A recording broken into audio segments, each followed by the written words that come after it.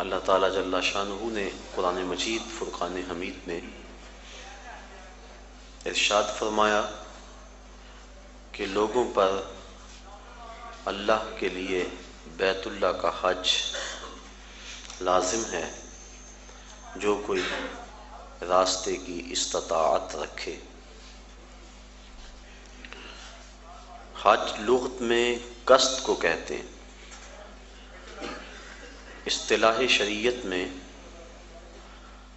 مخصوص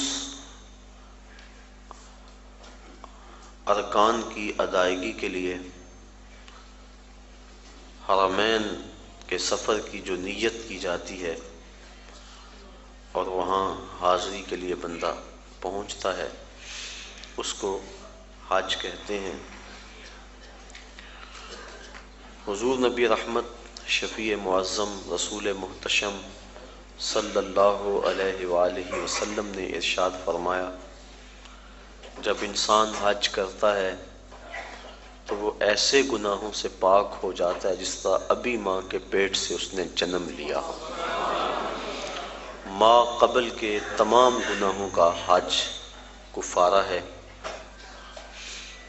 اور اگر کوئی استطاعت رکھنے کے باوجود حج نہیں کرتا تو حدیث میں سخت وعیدیں موجود ہیں۔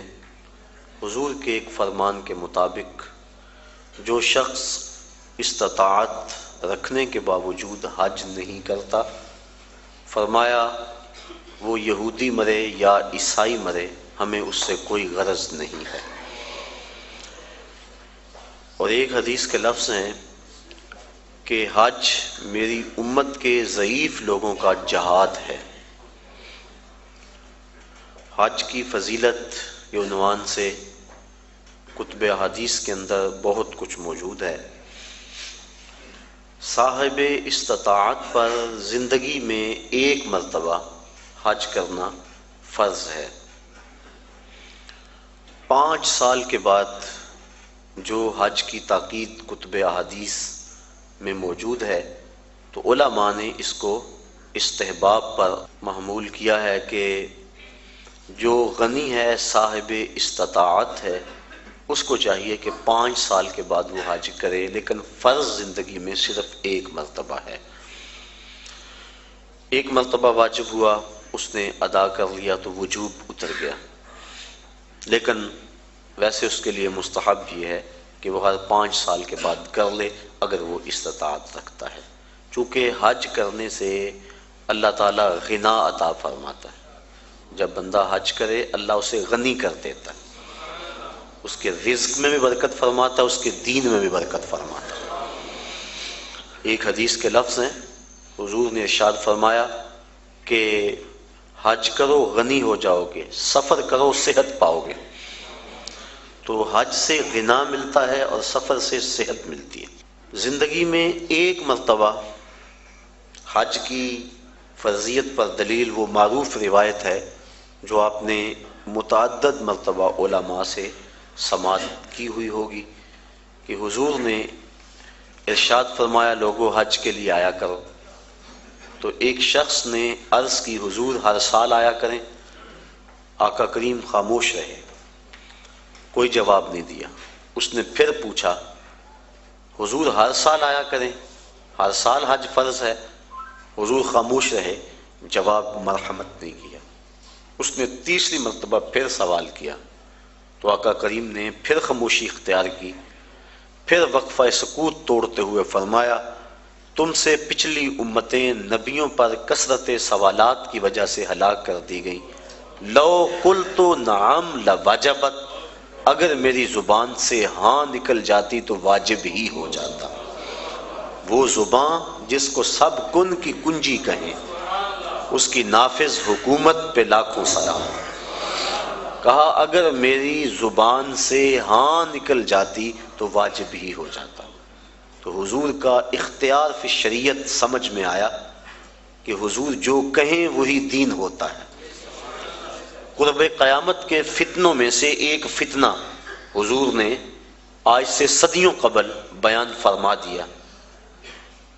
نسائی شریف کی روایت ہے، حضور نے ارشاد فرمایا قرب قیامت میں کچھ لوگ کہیں گے کہ حلال وہی ہے جو اللہ نے حلال کیا، حرام وہی ہے جو اللہ نے حرام کیا۔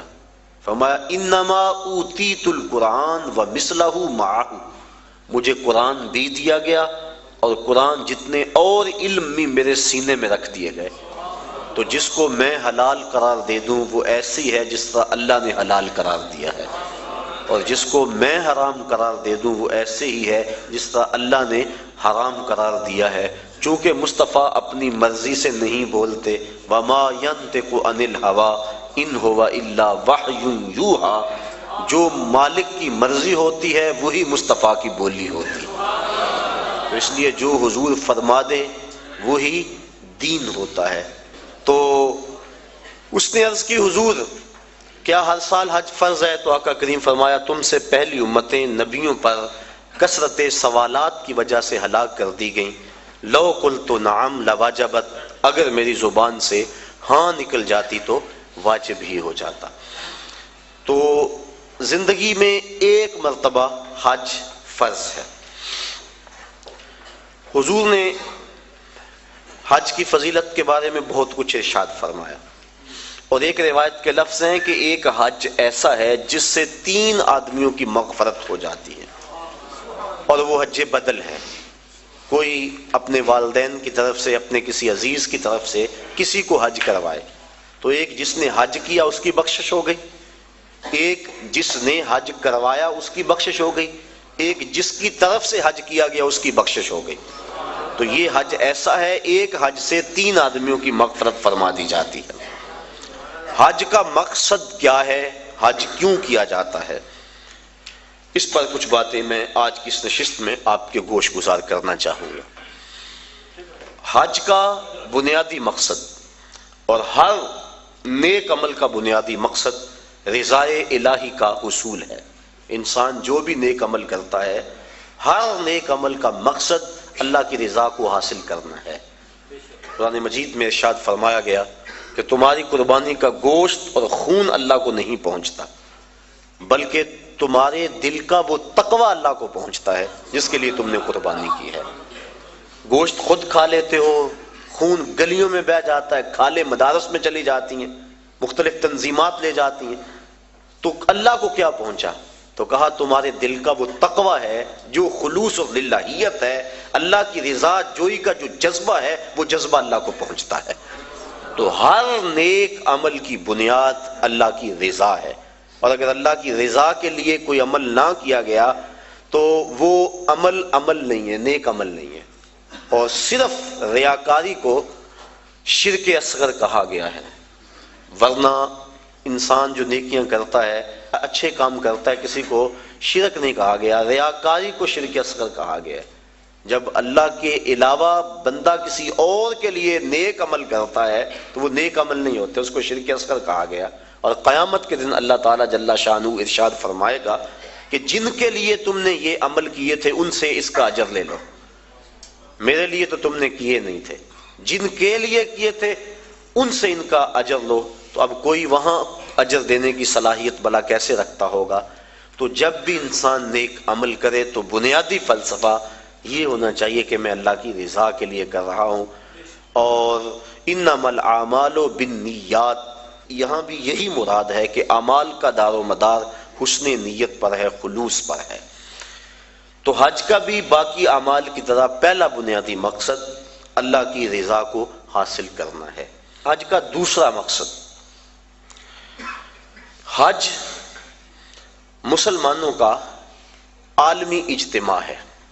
اسلام نے ایک نظام دیا، محلے کی سطح پہ مسلمانوں کا اجتماع نماز با جماعت ہے، علاقے کی سطح پہ مسلمانوں کا اجتماع جمعۃ المبارک ہے، شہر کی سطح پر مسلمانوں کا اجتماع عیدین ہے، اور عالمی اجتماع حج ہے۔